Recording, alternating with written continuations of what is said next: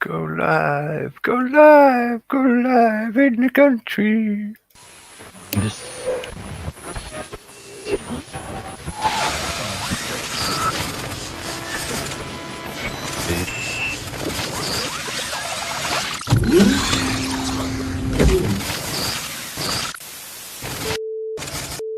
Welcome to your awakening. Please take all as your reality is adjusted.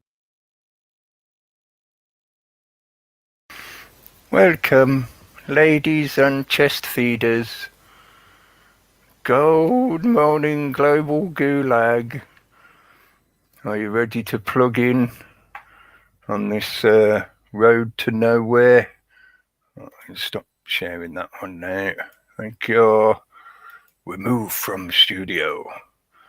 Begone with the intro. Good evening, ladies and chest feeders. Welcome back once again. Another edition of Sol Excalibre on this Moonday evening. Sounding a signal to cut through the noise. That's another one I haven't mentioned for years. The past couple of years, I think, maybe. Anyway.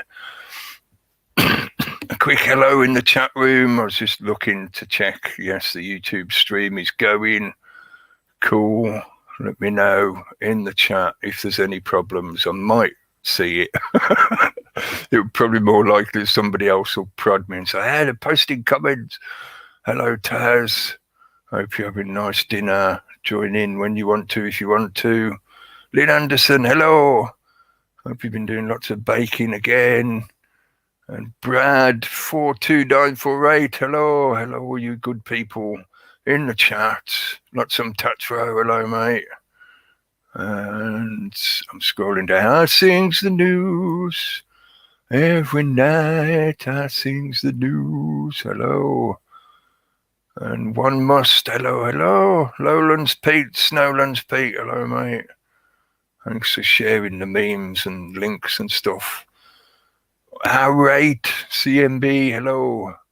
And ResiTube. Good evening, ladies and chest feeders. I'm sorry. I know it's such a horrible thing, but that's why I keep mentioning it. A bit like that kind of hashtag. What is it? Operation Chaos or Project Chaos. And So Says, hello.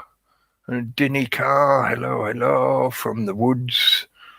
And Dan Conzio, I'll get it right one day. Hello, mate. New Being, hello.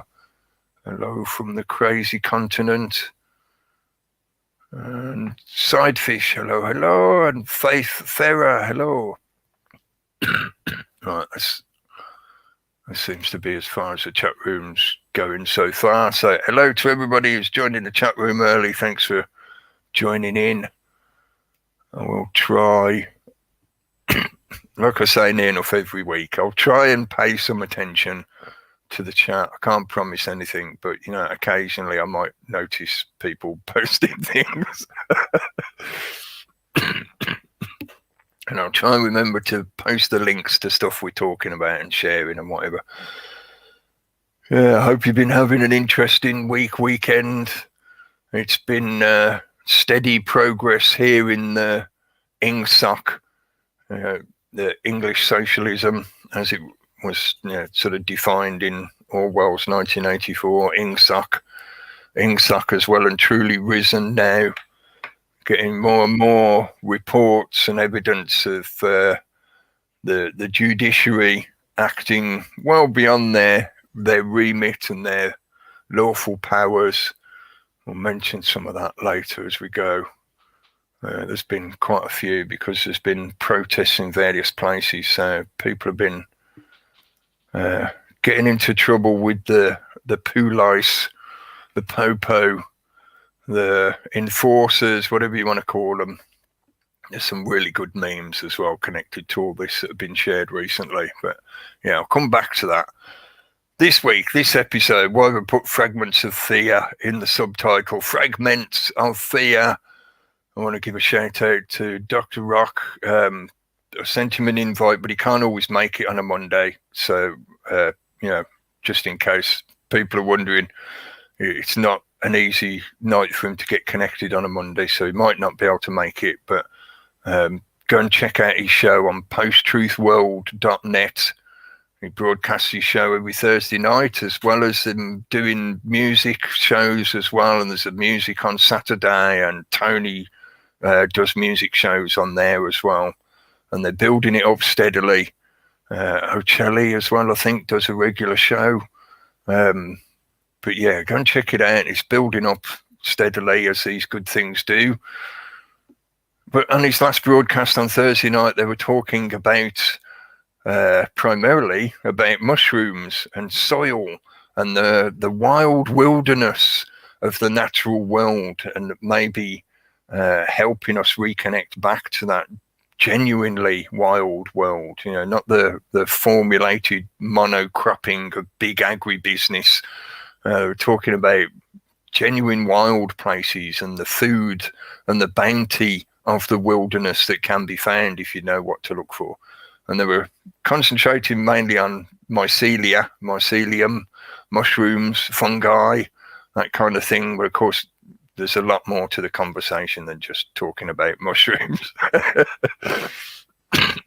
And part of that was them referencing a concept of, I'm calling it passive attention. I'll just check what Dr. Rock sent me in his post, so I'm getting it more accurately. The effects of nature and environmental psychology, which is an interesting jargon piece. But this is, they were reading and looking at information from a book called Wilding by Isabella Tree. And there's some sort of, I suppose you call them like guest participants in the writing of the book or studying the stuff they were looking at. There's a couple of other PhDs working within it and looking at the psychology of nature. I referred to it as kind of, like I said, the passive attention that nature elicits. I think they defined it as soft attention. Yeah, soft attention, when referring to that calming effect that nature seems to have on human psychology. And it stood out as of a lot of interest to me because of some of the stuff we've talked about recently about, you know, it's common subject matter, but the way they use fear against people, the way they manipulate the public en masse in society at a societal level by the agitation and the introduction of fears into their thinking, such that they can then play on those fears to lead people by the nose, kind of thing, like the ring through the bull's nose.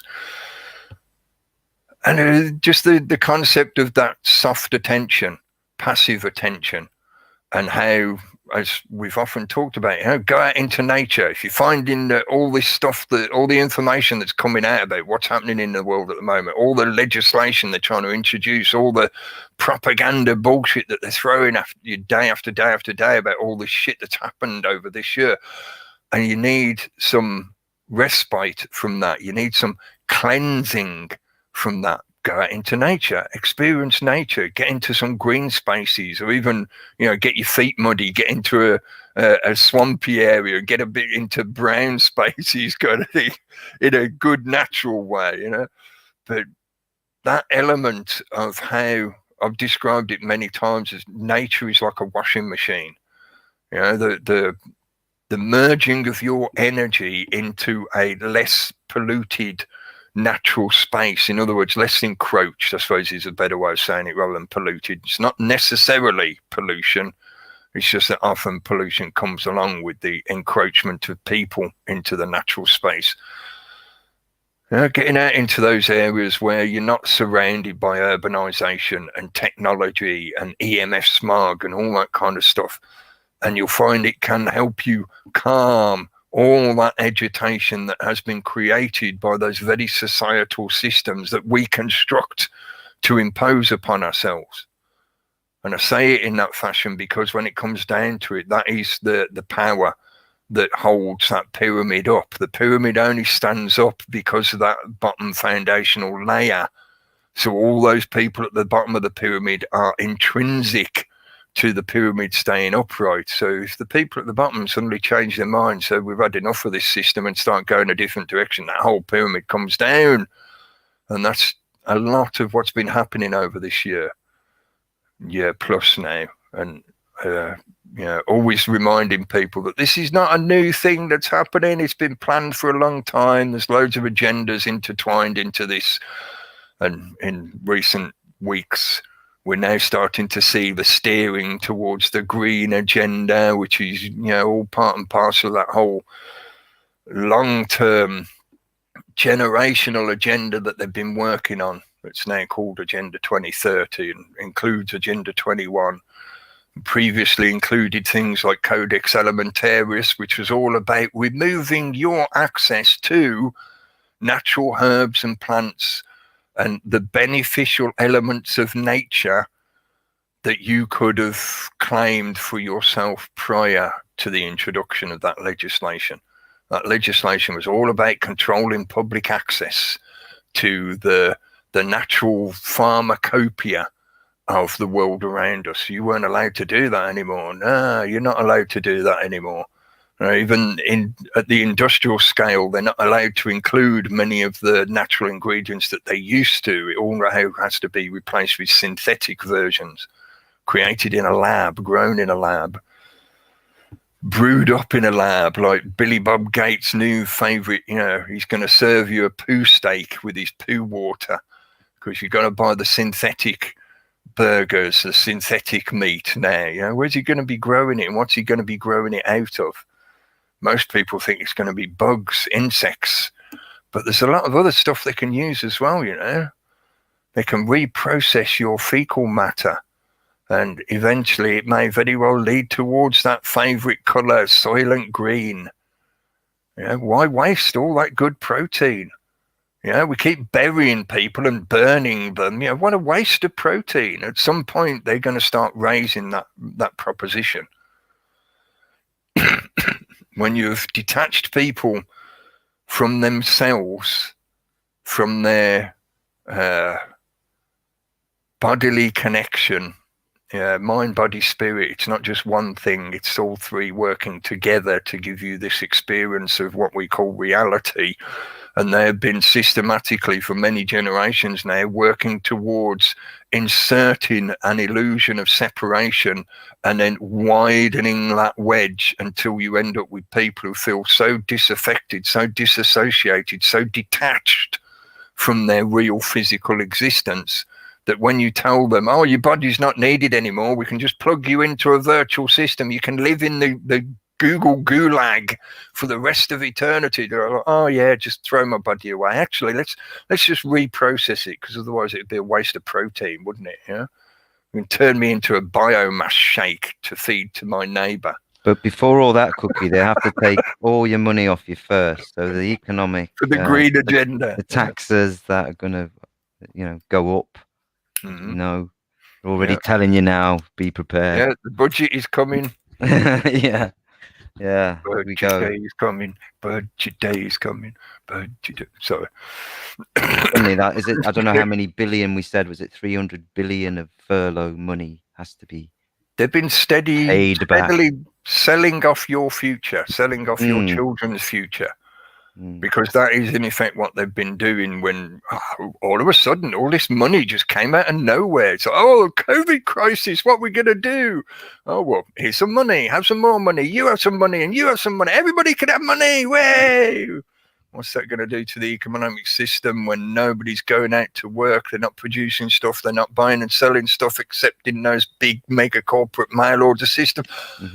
Yeah, your economy's toast.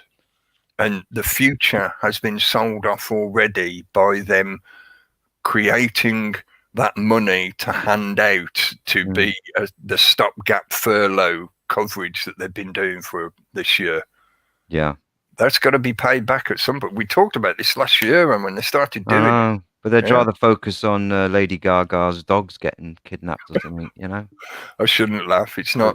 I feel sorry for the dogs being with her, full stop. But hopefully they've been doggy-napped by somebody that really cares for animals and has taken them to a better place to live. Maybe, hopefully, I'm trying to be optimistic. Or the Tiger Woods car crash, or whatever. Some distraction to get people also concerned about something that is really not not important really in the big picture of what they're doing. And so everyone's looking over here. In comes all Fragments. in comes the tax increases that'll just get gradually more and more intense. Yeah. Yep. Fragments of fear. Mm. Because they've already decided, that's the way I was going to say it, but it works. But it's written into these agendas that have been building up for the last 100 years. They've been working towards this goal at least the last 100 years. That it's actually been codified and put down on paper in one form or another. A lot of the NGOs have been built around that foundational progression that they brought us to. Yes. But pretty soon, you're not meant to have anything anyway.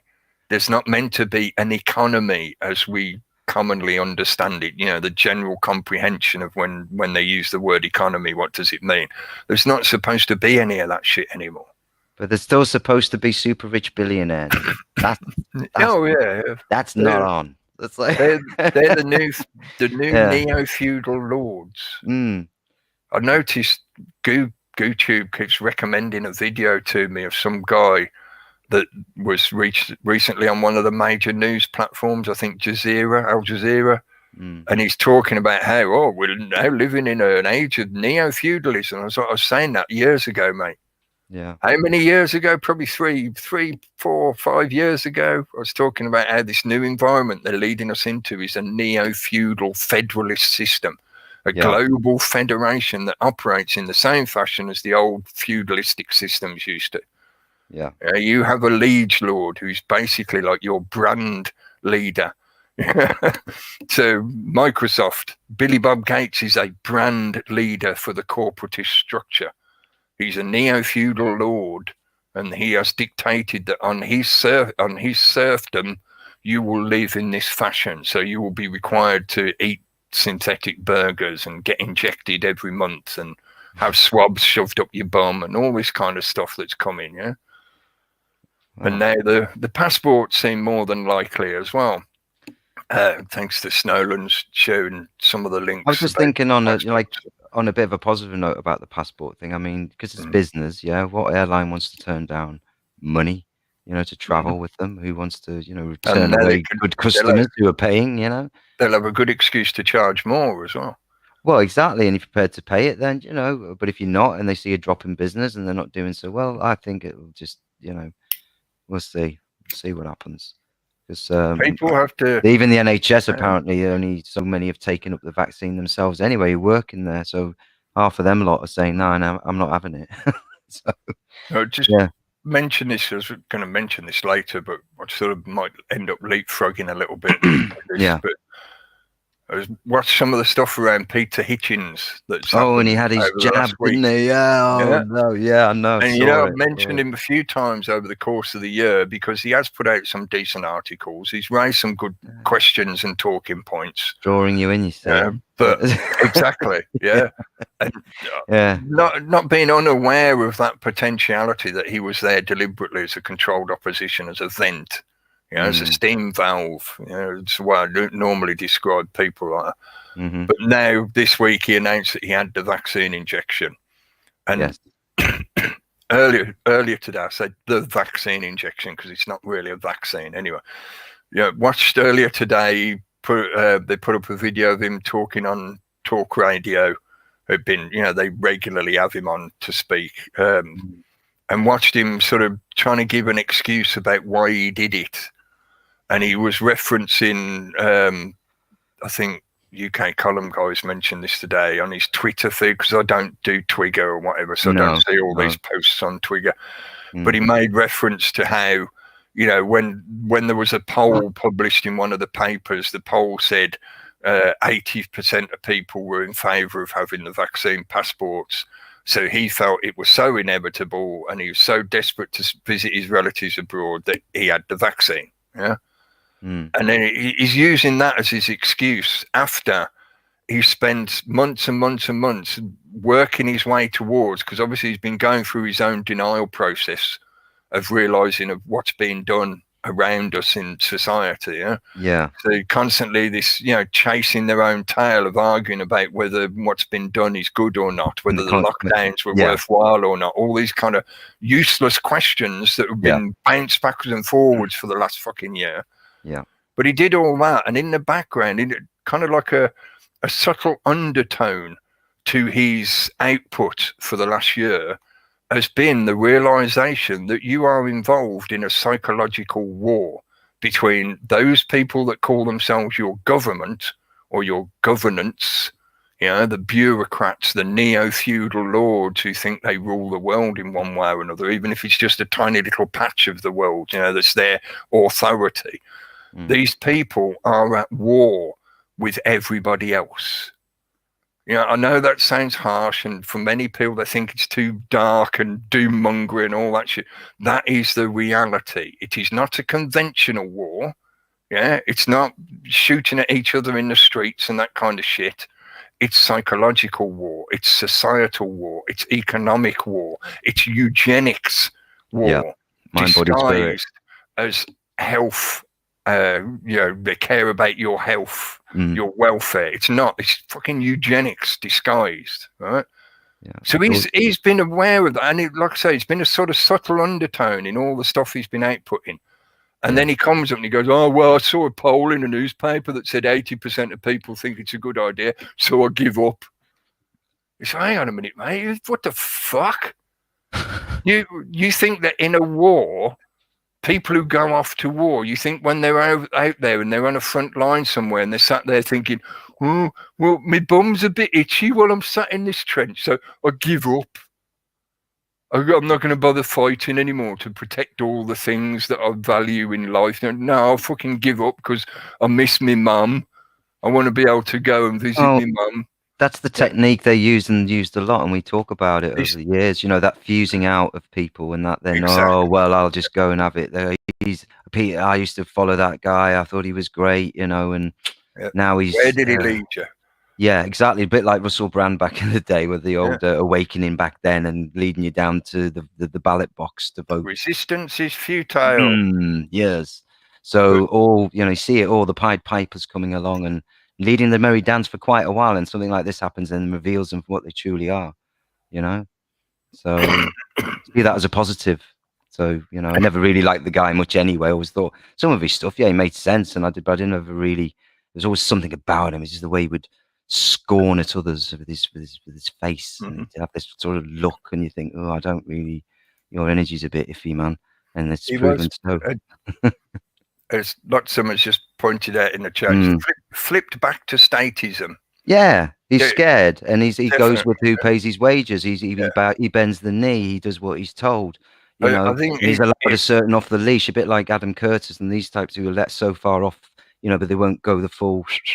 They'll put the ideas there, but then they'll do a switch about and a turnabout to to prove, oh well, let's go back to how it should be. Let them decide. We'll just go along with it, eh?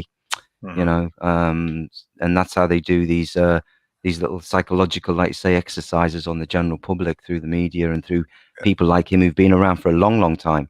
He's been around for years. Him.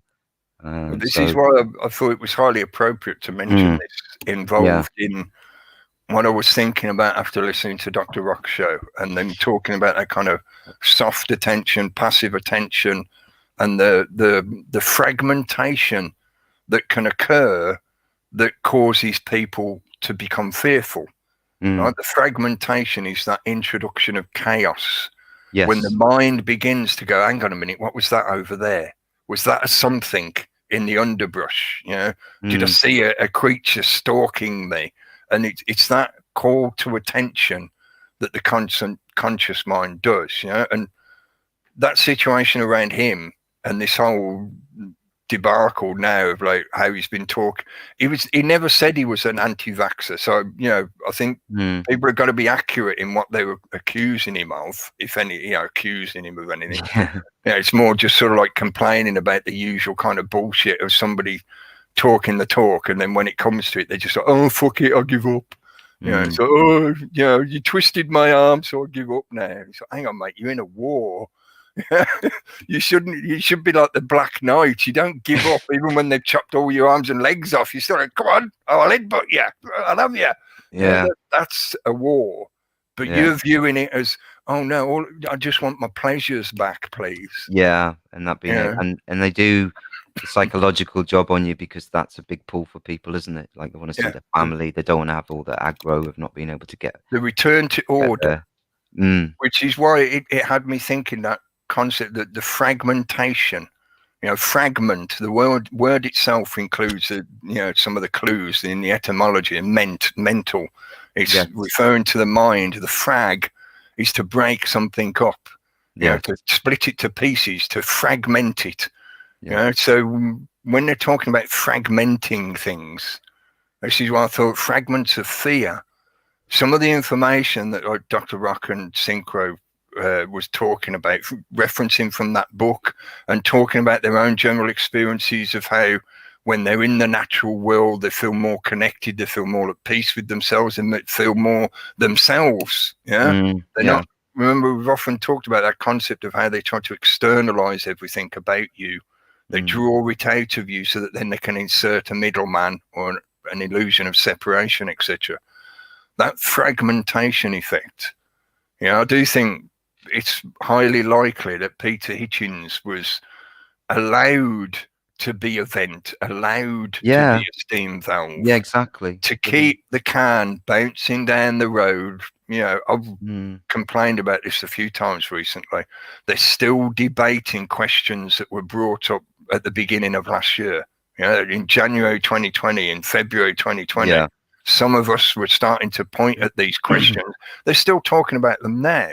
Yeah. They still can't, I shouldn't say can't, I think there's possibly other purposes or reasons to this, but they still won't get past the denial barrier of going, hang on a minute, this is obviously a psychological warfare being perpetrated against the public to force them to go in a direction that they would not choose to go in if they were fully informed and given the choice of consent.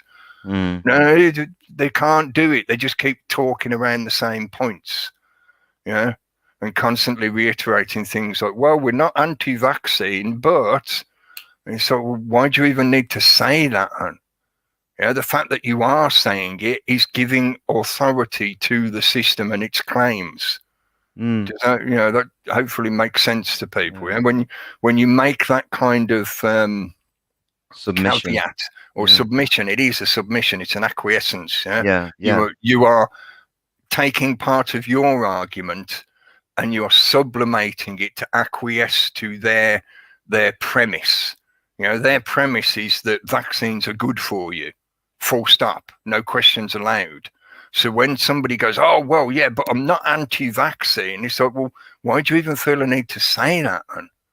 I know that there's all the connotations of the psyops of how they're portraying anti-vaxxers in this bad light. They're trying to use it as a derogatory terminology to shut down questions. Yeah, of course. But what's wrong with your argument that you feel you have to include that bit of ambiguity, that caveat at the beginning before you even say anything? If what you're about to say, if your argument is valid and holds water, you don't need to caveat it. You don't need to say, I'm not an anti-vaxxer, but... There's not many places they've had a good debate on it in the open media, apart from talk radio, which they actually shut down, do you remember? Yeah. And then they reinstated it. At least they've got like people on there at least saying, they're against it and then are allowed to express their opinion. But there's not many, certainly on the Beeb and other places, and certain US channels. There's just this one narrative, it seems, with everything, they're what they want, and they'll carry that out. Like I say, it's their weapon, isn't it? It's their only weapon. Control and power. The media, the giants, the entertainment world, the news, politics, everything is celebrity culture. Everything on the screens of and that's the society of the spectacle. Yeah, and I'm referring to the concept, the book. And as a nod to Gary, we spoke to him before we started the show. He's okay. He's telling us about the riots, well, I should say protests. The police are calling them riots, protests that are still happening in Barcelona. But yeah, you referencing that kind of society of the spectacle. Yeah, who else are they going to wheel out now to stand in front of the crowd and say, well, I like vaccines, everyone should have vaccines, they're great, because I'm a famous person, therefore I know what I'm talking about, and you should do what I tell you. And it's so blatant, it's there. We talk about it every week now, because it's The flesh puppets. all coming out the woodwork. We've seen them all piling out now. And springtime. I saw that subject access video on Saturday, which was in Bishop's Park, was it, up in Fulham in London? Let me come back to that in a little bit. I want to try and encapsulate what I was referring to with the fragments of fear. Yeah, go on. Sorry, because I think, and I know we'd shout out to Ridiculizer if he's listening when he tunes in. Evening. You know, he's mentioned this a few times in the past when we've been talking.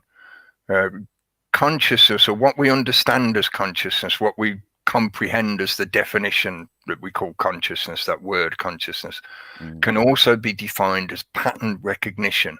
Yeah, and they've known this for a while. It's in a lot of academic work, you know, it's not some kind of magic secret that they've figured out or whatever, and it's not a hard and fast rule. It's not that your consciousness is nothing but pattern recognition. But pattern recognition is a major part of how our minds function, how we cope with interacting with reality, how we do things on a day-to-day basis, literally on a moment-to-moment basis. It's like when you watch children learn. This was something I picked up from like looking at childhood development and that development of the mind. You watch an infant child learn about its environment, and you'll see them gradually progress from the general flailing of a baby infant, realizing it's got limbs that move. Then they start to realize that those limbs can be used to bring things to them, so everything goes to the mouth to be tasted. Is this edible? Because that's the layers of the mind building and building and building. They recognize one pattern, and the biochemical response trains the neural pathways to go, oh yeah, that equaled a pleasure, or that equaled a sense of satisfaction, that equaled nourishment, like suckling on the nipple or the breastfeeding, equals nourishment, equals safety, satisfaction, comfort, all that good stuff. So the mind learns to go that pathway to repeat that pattern recognition, all right? When you apply this, like I was talking about the other week, that hunter's mindset, the hunter has that patience of sitting in the midst of seeming chaos. Sat in the natural world, it can often come across as being chaotic. It's not really, but there is this seeming chaos simply because our own minds look for patterns. So when we struggle to find a pattern, our mind labels what we're looking at or what we're experiencing as being chaos. So we are predisposed to require to make sense out of our reality experience. We need a pattern. Without the pattern, we go, oh, this is chaos. Oh, this is just noise. That's an element that they're intrinsically targeting. This is why I came up with the phrase fragments of fear, fragmenting. They know that if you see a pattern, if you see a line, think of it as like a pathway. That's another analogy I like to use. The pathway in front of you, the road leading up the mountain, like in my thumbnail image, which I took. That's my own photograph I took when I was in Canada. You see that roadway leading off into the future in front of you. Your mind is viewing that as a pattern. There's a sequential order. You see that sequential repetition of the line going into the horizon, into the distance. All these things build up our learning process so that we feel that we have a direction that is safe, satisfying, nourishing, etc., etc., etc. It's why you often get that phrase of path of least resistance. People slide into what is comfortable or what is safe and comfortable. And as a classic quote goes, he who gives up freedom for the sense of safety and security deserves neither. I'm paraphrasing it a bit. Yeah, because it's always been a constant battle, hasn't it? I mean, I Yeah. said this right from 10 years ago, doing stuff, saying, we're in a war in our mind, body, and spirit. With the attackers at every element. Everything around us is, being manipulated, and even the weather now. Well, They yeah, can create their own including the weather. They weather. can do whatever Yeah. they want. They've got so much power and whatever. Making the world seem even more chaotic than it really is. Yeah, just cause And chaos. why they like will say, happily, or maybe happily is not the right word, but they will fervently seek to debunk any claims that what is happening in areas such as climate and climate change and all that kind of extremism, climate extreme that has been occurring. They will claim that there's no pattern or order to what is happening. Yeah, unless it points to anthropogenic causes. In other words, it's all your fault. Yeah, but if it's not your fault, there's no pattern that's allowed. They won't allow any other science or data or observations that equal a pattern emerging from some other causal link. No, it's got to be your fault. Otherwise, it's just chaos. Do you see what I mean? Yeah. Yeah. They know that the human mind seeks order. Why is one of their most foundational phrases intrinsic to most of the infrastructure that's been built over the past at least 2 millennium, ordo ab chaos? Why? Order out of chaos. Why? Because that reaches back into antiquity, when a lot of this kind of comprehension and understanding of how the world works, which includes us, and how we interact with each other and the world we experience, they had started to codify all that information and realize this kind of stuff a long time ago. Right? Order out of chaos. They want their order, their chosen lifestyle or whatever experience, whatever you want to call it. Yeah? They want their version of order to be predominant.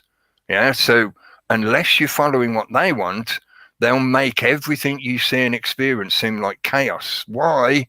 Because they know that if they even hint at chaos, you will be elicited to a sense of fear, or you will be more inclined to experience fear, because your mind is looking for order all the time. It's looking for an order, a pattern, a path to follow. And when you can't find that flow, which is why I often like to refer to that kind of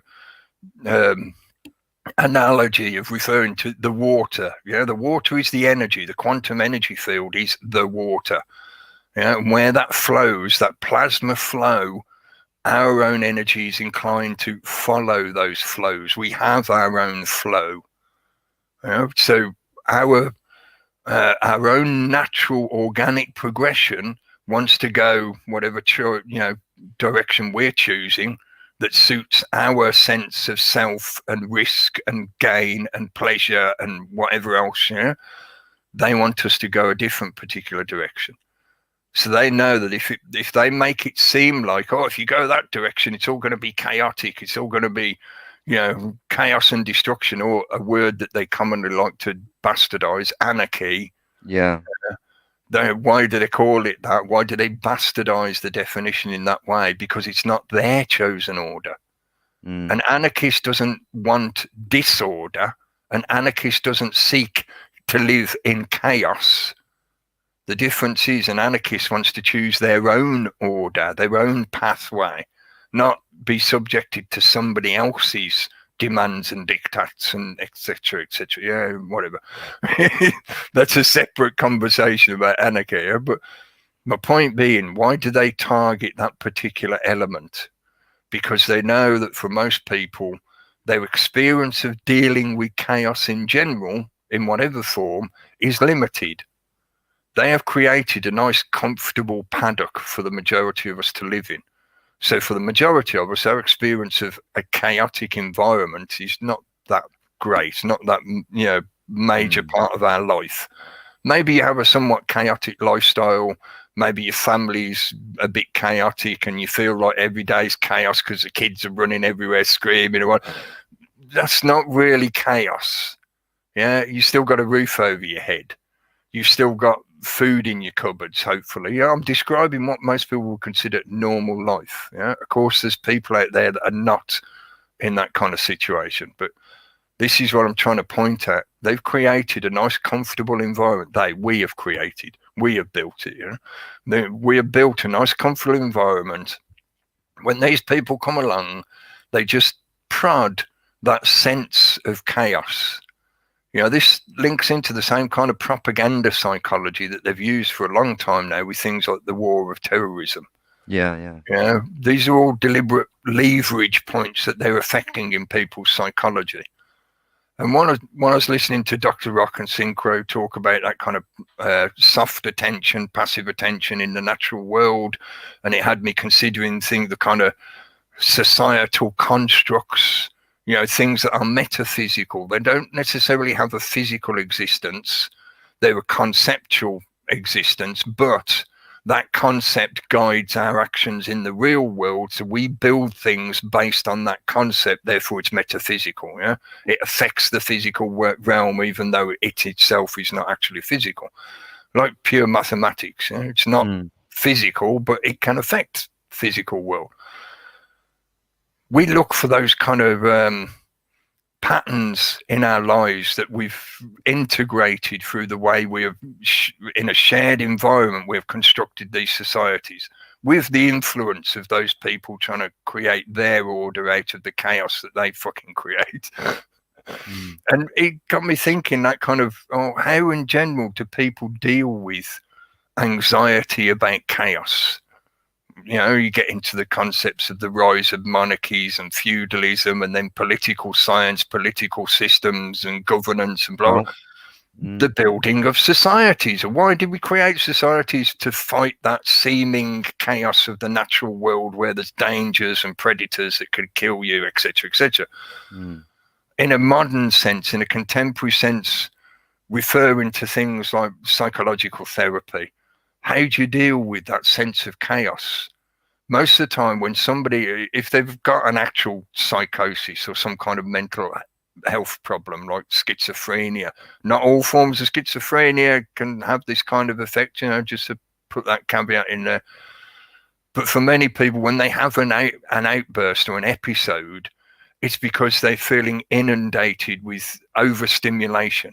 They're over energetic in a direction that is directionless. So they're slipping from their pattern of order. They have this gets into NLP kind of stuff as well, like pattern interruption. They're going along their pattern of order, which gives them their sense of calm and everyday being. They're doing their everyday life. Something happens that trips their mind into a sense of chaos. They feel inundated by overstimulation, and they have a freak out. They have an episode. This is true also of people who suffer from something like anxiety, a panic attack. And I was thinking about this the other night when I was just watching some crappy TV stuff while I was cooking, like I often do. And somebody in that was having a panic attack. I can't even remember what show it was, some crappy sitcom. Having a panic attack. And their friend says to him, like, just start counting, slowly count, control your breathing, count with your breathing. 1 breath, 2 breath, and they were using that focus on a pattern, right? And I've seen this in other references. You'll find this in standardized therapy, This is a way to help people calm down out of that kind of episode where they feel inundated with the chaos of their lives or the world or whatever it is.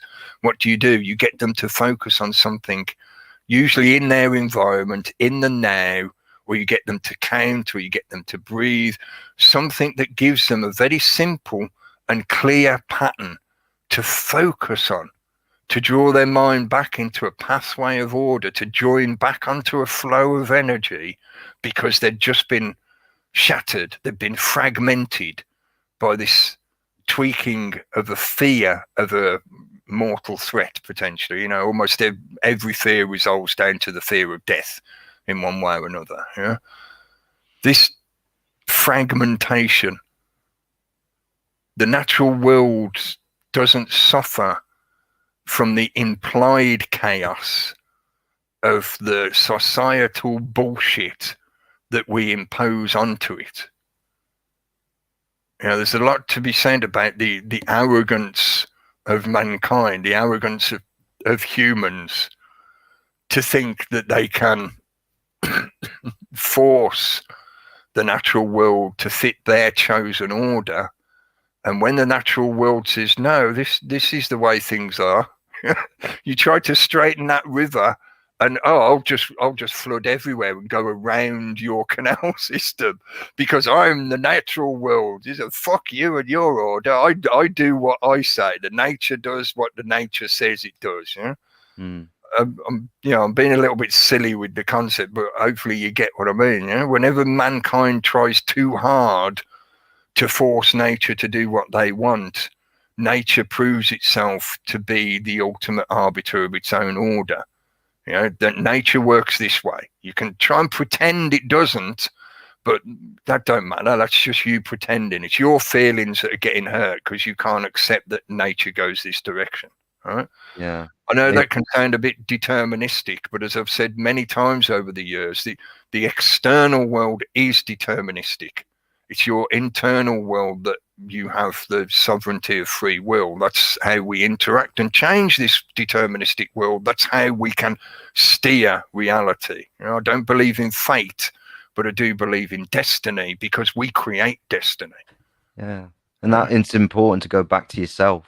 That's like meditation. Yes, absolutely. Technique to go back to yourself when it's all. That's what I think, that soft attention or passive attention that Dr. Rock and Synchro were referring to from that book, Wilding, Isabella Tree. Sorry, I was just trying to remember the author and the name of so if people want to look it up. You know, that's that kind of white noise effect of the natural world. The natural world is filled with infinite imagery. You know, I showed a clip the other week of just the tree. Remember? Took video clip of just the tree with the leaves just moving slightly in the little breeze that was blowing, and the light shines occasionally through the tree, and you just got that constant moving imagery, fractal imagery, infinite imagery.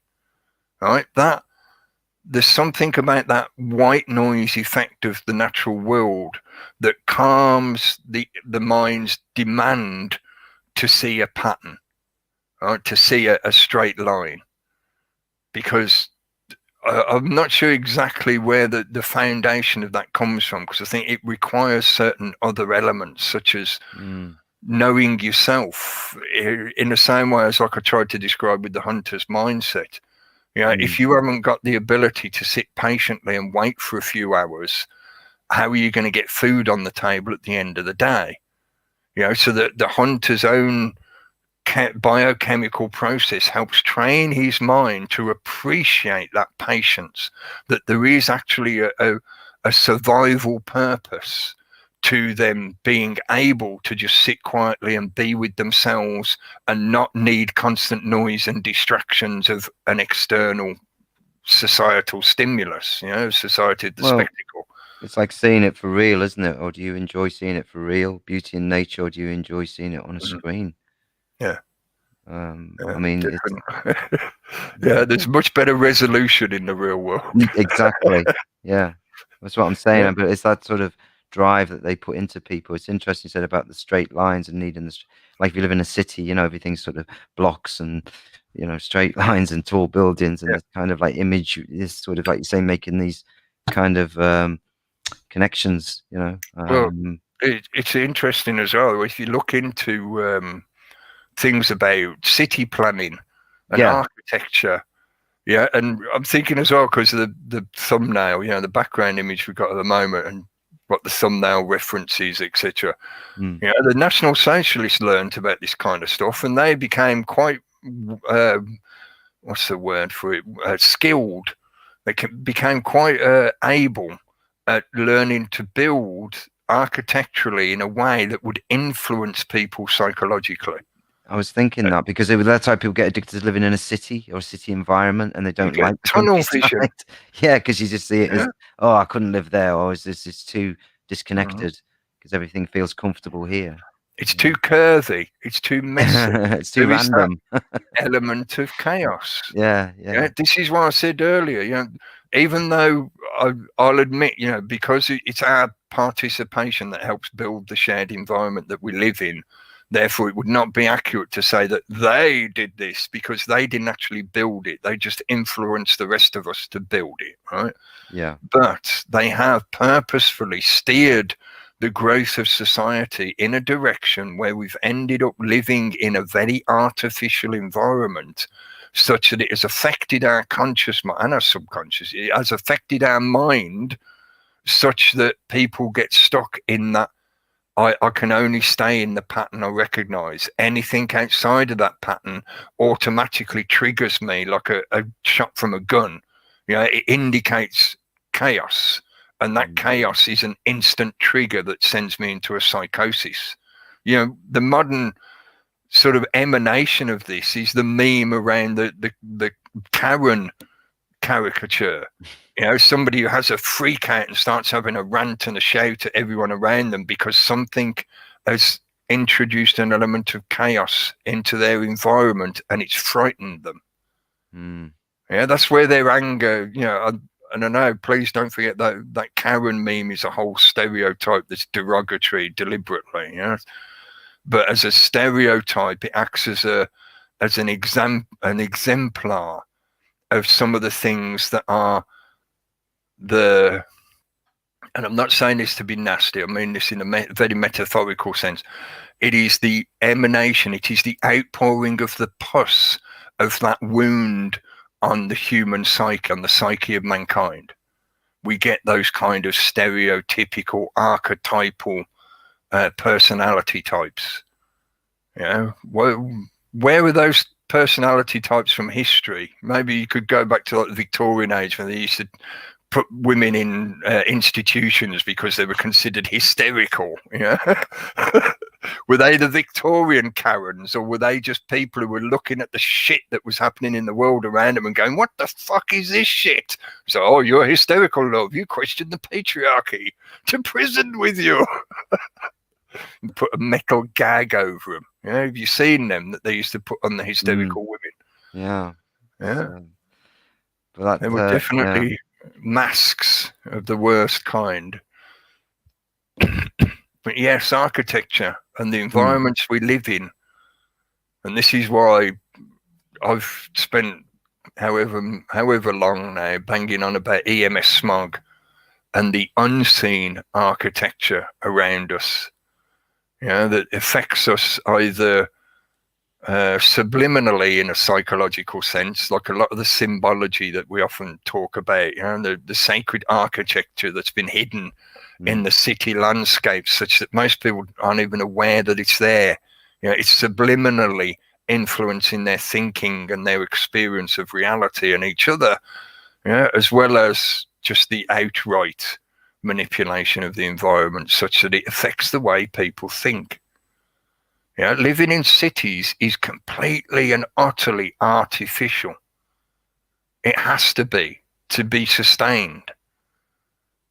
People aren't meant to gather in such large numbers in such small area because the natural world in that area is incapable of sustaining that number of people. We have to literally suck resources in from all around us now in the modern world. It's literally from all over the world. These mega cities that we have now, like London and New York and Hong Kong, and name one of the big major cities, they only exist, they're only able to exist because there is a global network of trade and interaction. If there wasn't, there is no way there would ever be that big. The largest medieval cities were like 1 million people at the most. In ancient history, there's some evidence to show that cities reached about the same kind of size. But beyond that, no, it's a modern effect only because of the global trade network. I was going to say, and then we had the Black Death. So cool. But did we though? Wasn't that a vaccine psyop? 13, was it? I don't know. When was that? 1660, 1600s, certainly. Or signed a few 1300s. Yeah. Well, they certainly did a number on us back then. And but hopefully that made sense of what I was trying to describe, that fragmentation equals fear effect. And maybe it's a point that's been laboured on many times before. I don't know. It just struck me that it, as a kind of metaphor and analogy to help people comprehend how they are being triggered such that they feel such anxiety about what is happening. And a lot of what is happening is seeming chaos. It's not really chaos. It's just they want it to look that way. They want you to think that the world is descending into chaos, because then you're more likely, through fear of your own mortality, to go along with whatever plans are recommended. Or, like Peter Hitchens, for a lot of people, they're incapable of realizing. It's like, hang on a minute, what you're going to lose? You're going to lose your ability to travel abroad if you say no to this thing. Which is really worth more to you, your own life and the future for your children and their children, etc., on into the future, or you getting to go on holiday or go abroad to visit your relatives even. Again, I make that reference to like the sacrifices of war. If you can get past that denial barrier to realize that there is literally a global psychological warfare happening, then that is a war. Yeah, think about, it's in the word warfare, psychological warfare. It's part of war. So if you can realize that, then you need to reassess your own expectations. Because if you think you can go to war and all you're going to lose is your ability to go down the pub, and that's what you're so upset about, you should be more upset about the people in your own society that you're losing, that are dying day after day, week after week, potentially members of your own family, potentially even yourself. And what about the future generations and what they're going to lose compared to the life you've had up until this point, when they're trying to force this new abnormal onto you? So when you consider the sacrifices that you're willing to give up, then it's not about being able to fucking go on holiday to Benidorm and shit like that. That is, I think when you, how shallow that is. But when you look into it, I know. So some of that, so just add this in as sort of like a caveat almost, but some of that as well is part of that perception crafting that they're deliberately putting out there to put ideas into the public consciousness. They want people to think that the resistors, the deniers, are just upset because they're not allowed to go on holiday. It's like, no, I'm upset because you are killing people off in society now, and in the future that's going to have an even worse effect as we go into the future. So that's what I'm upset about. Not that I can't go to fucking Costa del Sol, you ignorant gits. And made a decision based on the information they provided about what this actually is and what it does. Yeah. Working with their information, what they show us, and also what they say without saying it. Yeah, and this experiment, if people think if they just rush ahead because they're too, like you say, into that mindset, then that's why millions have had it apparently. But there's also millions that haven't. So, and it's if you believe the if you believe any of it. Quoting. Yes, exactly. I've said this many times. If you believe any of it anyway, so. We just wait and see, don't we? I mean, we stay resolute, we stay strong, as I said last Wednesday. Just stay strong and don't do a Hitchens. I can totally comprehend and empathize with his desire to visit his relatives who happen to live abroad, but I cannot comprehend his inability to have the patience and resilience to look into the future and think, well, if I'm going to draw a line, then I have to stick with that line. Yeah. So if the line means I will not give up my freedoms, I will not basically acquiesce to your demands just to be able to see my relatives before they die. It's unfortunate, but I'll find some other way to communicate with them or interact with them. And if I don't get to go to their funeral, then I don't get to go to their funeral. I'm sorry, but that's, again, I can't think of how else to reiterate this, but if it's a war, then you're going to get sacrifices. You're going to need to make sacrifices. A war doesn't happen in comfortable settings. That's not what a war is. Experiment you with gene therapy is, concerning to say the least. And persuading people to play into that mass experiment that is taking place. Well, yeah. Tricking people, many of them, not all of them. Some of them are, can't wait to get it. Even hasn't been properly, fully. Well, it's been tested as it's been taken. That's how it's worked.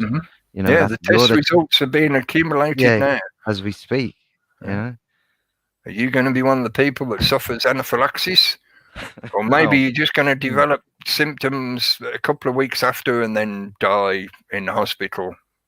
Yeah, you're on the list. Put your name down. You got the COVID, you're coming in. Yeah. That's going to be the new sign at the crematorium. Have you got the COVID? Then you can come in. Yeah. Had the COVID, maybe I should say. Well, rolls on and keeps rolling. So. That's another element as well of that kind of fragmentation effect. They rely a lot on people having a short attention span and a short thinking process. So people are only looking to, can I go on holiday this summer?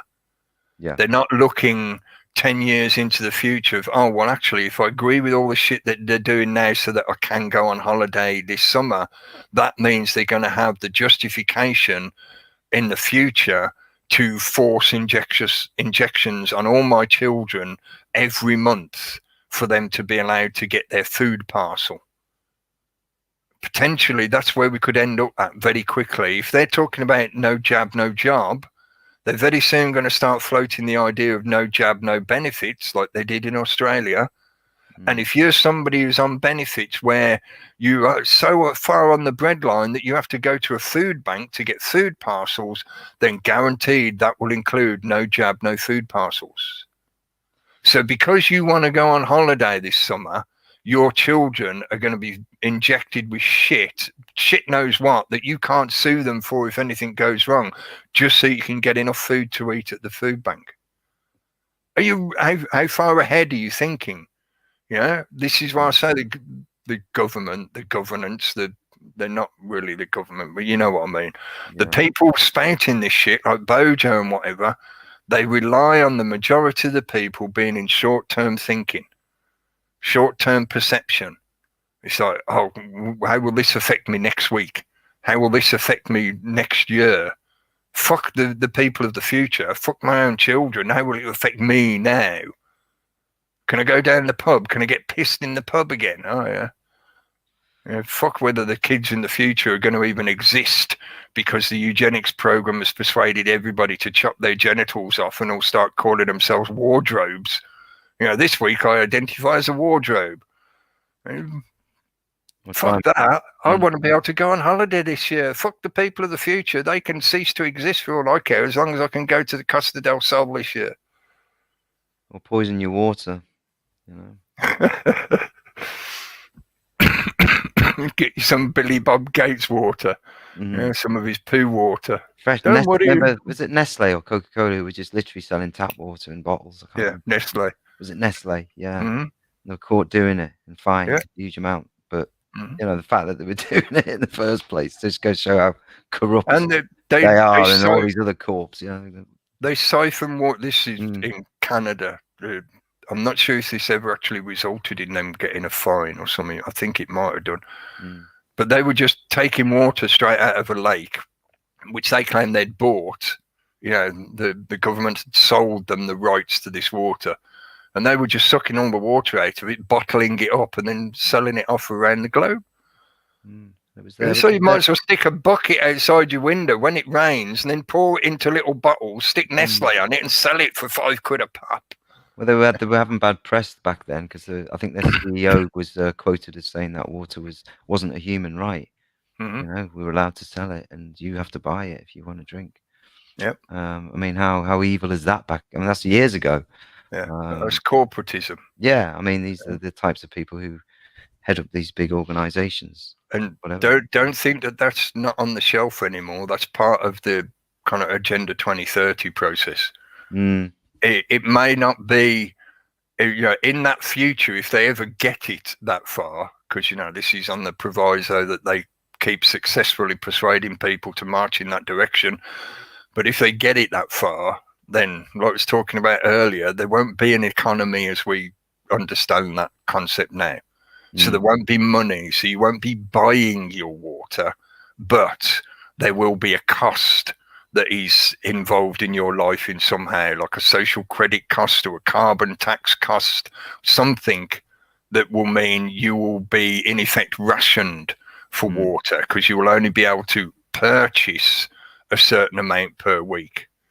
Yeah, because as far as they're concerned, it goes back to that technocracy foundation.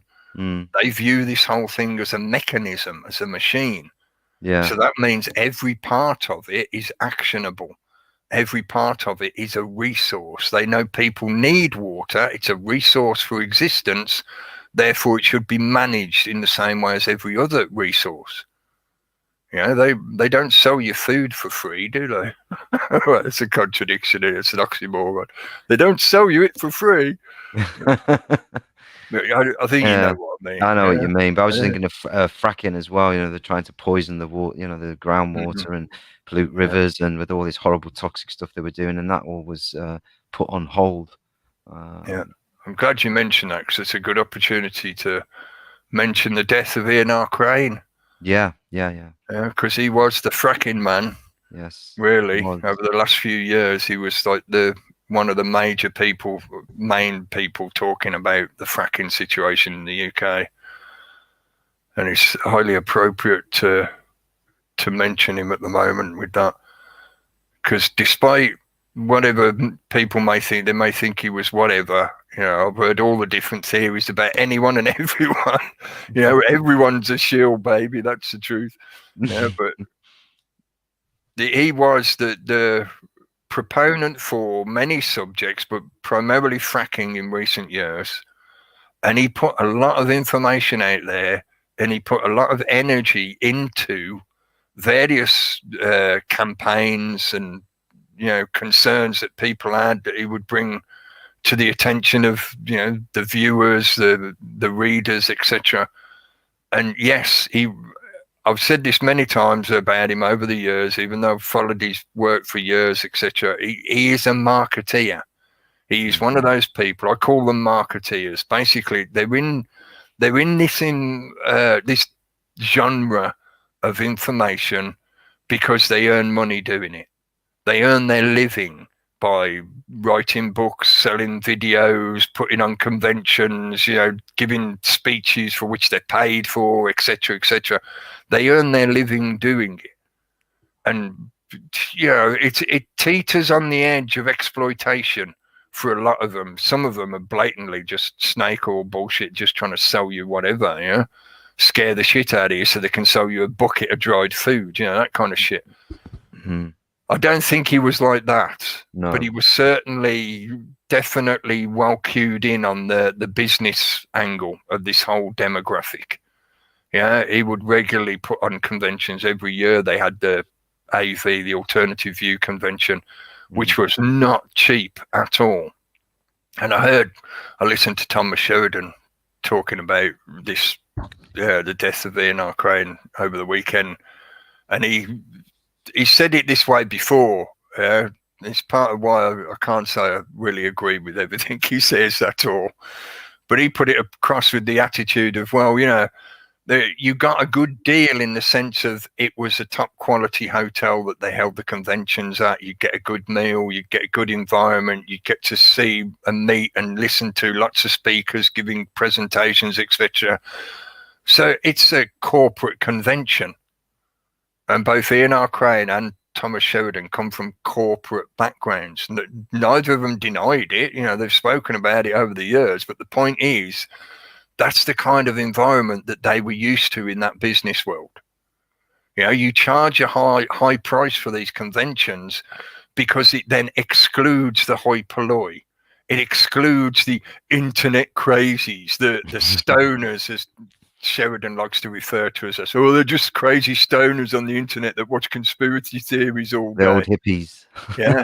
He really dislikes the fact that some people out here talk about the same subjects that he does, but we don't charge people fucking money for it. He hates that because you're cutting into his marketplace, basically. He could sell somebody a book with all this information in, and and he's living out of it, whereas you give it away for free. They don't like that shit, the marketeers, yeah? And that's really my primary bugbear with that kind of demographic, that genre, that environment of the truth sellers. You know, they're not the truth tellers. They don't just tell the truth. They need to package it and commodify it in some fashion. They are the truth sellers. So for those people, I've always had the attitude of, well, take what they give away for free. Yeah. So if they put videos up for free, or they publish articles or whatever, take what they're giving for free, but don't give them any fucking money. Well, I went to see him. I saw him talk in an event, a small little event, not a big one, and paid about, I think it was about £6 or £7. And the room wasn't like, it was about, I don't know, 50 people in there, whatever. And he did a talk on 7/7. That was back in 2010. And he was covering all kinds of different things then, wasn't he? And then the fracking thing came along, and the GC math thing as well, which he got into, obviously. But some strange stuff around that, weird stuff. And then he went quiet very suddenly. Didn't hear anything. So, and now I've learned he's passed away. So, you know, lost his battle against the cancer. Yeah. So, because that's what it was. Another one gone. Got him in the end. I wonder if they end up putting COVID on his fucking death certificate. Yeah, because I did like his work myself, I would say. You know, I listened to all his fracking stuff. I thought he provided absolutely brilliant information, and he put the hours in. He worked hard, and you could see, you know, he was all around the country. He was even there and everywhere, and you know, he was doing good work. So, you know, he'd be sorely missed, really, for his just his energy into subjects that he would get into. You know, and, I know I can often sound like a curmudgeon when I'm talking about, you know, the people that are selling their books and whatever. Yeah. But it's simply because I have that attitude of be cynical, because you're less likely to get exploited. Yeah. If you see somebody that is putting out good work and you think what they're doing is worth what they're asking in terms of a payment, that's your choice. Yeah. I have bought books off people over the years. You know, I bought that kind of thing in the past. I still do occasionally, but not as often as I used to. But, you know, like I've got William Cooper's book, because you could say the same about him. He was earning money doing what he was doing. But that's my point. It's like, yeah, if they're offering good stuff, good information, and they're creating a worthwhile product, fair enough. You know, pay them the money so that then they can keep doing what they're doing. Yeah. Because for a lot of them, they can't put in the levels of research, the levels of time to create the product that we end up needing, wanting, purchasing, unless they're doing it full time. So it is that balance between, are you actually providing something of value to people, either a service or a product, whatever it is that you're trading in, or are you just exploiting people's fear or ignorance, or all the above? But people, I mean, everybody's individual choice. Yeah, but characters like Ian and people like that who had the energy and stuff, who should just like see that as a, to keep going, and the knowledge, and just know that he's left a good body of work there. His channel's still up. I'm sure it'll hopefully stay up. And there's, it's a catalyst, isn't it? It's an impetus. People keep going, keep moving forward. We're in strange times, and they've got some horrible plans for us if we let them, get away with what they're doing now and stuff, and we don't start to, and I see reactions, I'm seeing things happen, but it's a slow progress. It's like they've just put a vice grip on us, and then we're trying to just knock it back, and it will happen. I do feel it will. And with the army of human rights lawyers and people of that nature, and doctors and others who have been silenced throughout this whole event, this whole thing that's been going on, we haven't heard their voices yet. And we will hear them, so we just have to remain strong, keep going. And people like Ian and others, and it reminds me of John Harris as well back in the day, and we've, and it is, again, it is a warfare. It is a war. It is warfare. So there will be people that fall as you move going forward, And that doesn't necessarily mean they die. They might just need to retire, want to retire, or they might just have had enough of it and need to step off the battlements. Whatever their reasoning. You can't expect or demand people to be here all the time. Now, maybe that's only applicable to certain groupings or demographics, because some people do want a leader and some people present themselves as leaders and whatever. But for myself, I've always come from that approach that big part of the problem is people's reliance on an acquiescence to, unthinking acquiescence to, claims of authority. So in that case, then we need to withdraw all that connection to authority as much as you can, which means you shouldn't view me as an authority. I'm nobody's authority. Yeah. You know, I'm not here to be anybody's leader. I've never presented myself in that fashion, and I don't want you to be thinking in that fashion. I want you to be thinking that you're your own leader. Yeah, I think that's something that Ian did well. You know, he was very good at imparting that kind of energy to people, inspire people to see that. Yeah, definitely. It's a big, it's another big foundational element that the system relies on. That people just think or have been indoctrinated, trained into a pattern of thinking that results in the, oh, I just let them tell me what to do. I won't think about it for myself. Yeah, I can't spend the time thinking about myself because I'm too busy planning my holiday to the Costa del Sol. I can't consider what the future is going to be like for the children of this nation. No, I just got to plan my next holiday. You know, all part of that development process. That is the only way we're going to, I want to say escape this system, this matrix, but I don't think escape is really the right word, because you're not exactly escaping it, and I think it's the wrong kind of expectation to think that you're going to run away somewhere to get away from it. You can't. The only way to get away from it is to help more and more people realize that they no longer need it. You know, I'm not talking about the infrastructures of society that just help society tick over, like the fire service, or, you know, who builds the roads, all that usual kind of canard that gets thrown around with questions about anarchy. But no, just the externalization to an illusion of authority. There is no authority beyond yourself and whatever you put down to be in this reality, or the generator of this reality. If you're an atheist, you think it's the universe, the cosmos, etc.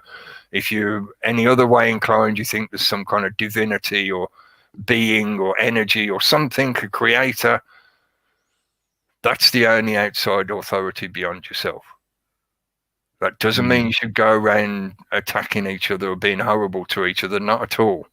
Yeah, but that is the way reality works. And any illusion other than that is just an illusion. Anyone that puts a uniform on that's got a symbol on it, it's just an illusion that requires your consent to actually make it reality. So in other words, where's the authority come from? You! Absolutely, Cookie. You nailed the consent. Yeah, exactly. That's what it all comes back to. Yourself again. They are just you all the time. They are avatars for your energy. Yeah. I don't want to expend my time running around the local streets of my community dealing with the general criminality of burglars and, you know, people breaking the law. So that's externalized to a group of people that are supposed to be peacekeepers. But those peacekeepers have been appropriated by a corporatist cabal that are using them to suppress and exploit their own populace. Yeah. And how crazy does it have to get when you get arrested for singing? Yeah, that's the point. I mean, sitting on a bench or something like, you know, the crazy stuff we've seen. Thank you for the segue. What I'm trying to stop sliding down my chair. I keep sliding down. And we keep seeing it. No, we keep seeing these altercations with the police, especially in that last one I saw on Saturday in the park. Yeah, I'm going to show just the page and the screens. I'm not going to actually play any videos because you get copyrighted. Yeah, some people are. Yeah, this is down to that kind of money making thing again. It's these subject access. But they're great videos. They do give some good. He covers a lot of good stuff. On the ground footage, it's brilliant. So, and he's there at a lot of the protests, and he just gets good coverage. You know, but he's shown a lot of the stuff recently. I'm not sure if I can show this without it playing. Let me just try. See if I can find an appropriate image so I can sort of show some of the stuff I was explaining to you before we started broadcasting. This was one where this, I think, is near Speaker's Corner or at Speaker's Corner. And these people were there. They'd just been... No, this is in Fulham. Fulham, Bishop's Park, I think it was. Yeah. Yeah, Bishop's Park, London, anti-lockdown protest. Yeah. So there was a few there. They had a bit of a music thing as well. So this woman's just talking. Mm. You know, she's not being aggressive or offensive, even under politically correct bullshit and whatever. You know, she's not being offensive or nasty to anyone. And the police just descend on her. They've decided they're going to arrest her, you know, no matter what. They grab hold of her, they handcuff her. And then it takes several police to manhandle her, to try and march her off. But the main thing I wanted to point out on this is because this is just so nasty. It's so over the top and nasty. It's just completely unnecessary. This is just oppressive twats being physical bullies. Yeah. But anyway, let me just try and find an appropriate. Basically being lifted. Yeah. A lot of it is blurry because obviously they were all walking around trying to keep up with what was happening. But you see the number of police gathering around her while they're trying to march her off. It's just fucking ridiculous. I know. These actions alone are just over the top. Abuse of power, just being silly, you know, arresting people just for, I don't know why they arrested her actually. I didn't, I know she was talking with them. And then this other one just pounced on her. They'll probably claim that she was a suspect of the organisers. Yeah, maybe they saw a leaflet or something they were handing out, maybe. Because Piers got arrested again at that same event. And, well, how many times is that now? He must have hundreds of thousands of pounds of fines, this guy. Also, I don't know. But he's always there. And he was talking about March the 20th. Put the link in the side chat so people can go and watch it for yourself, please. Because like I said, I don't want to play it because I don't want to get copyright notice. I had a copyright notice for last week's episode, but I'll explain that in a minute. Let's get on with this first. If you watch the video, you'll see what I mean. I can't keep searching for an image because it's just taking too long. They put handcuffs on her behind her back, and then they apply what is a pain technique. Yeah, I studied jiu-jitsu for a number of years. You know, well, it's Bujinkan, but it is basically the same as jiu-jitsu. And you learn what are called pain techniques, which are ways of manipulating people physically through the application of pain. Yeah. So you find a position that the body's not meant to go in, and then you just push in that direction, that causes the person pain, and they will go in the same direction that you're pushing. So a common pain manipulation technique, you handcuff somebody behind their back, and then you lift their hands upwards. So they're forced forwards. They end up bending over. They're bent double in the middle. And this is a pain technique that they use to march people away, basically. So they'll handcuff or tie somebody's hands behind their back. They then lift the hands up. The shoulders are forced up. The person's forced forwards. And they go in the direction that you push because of the pain. Yeah.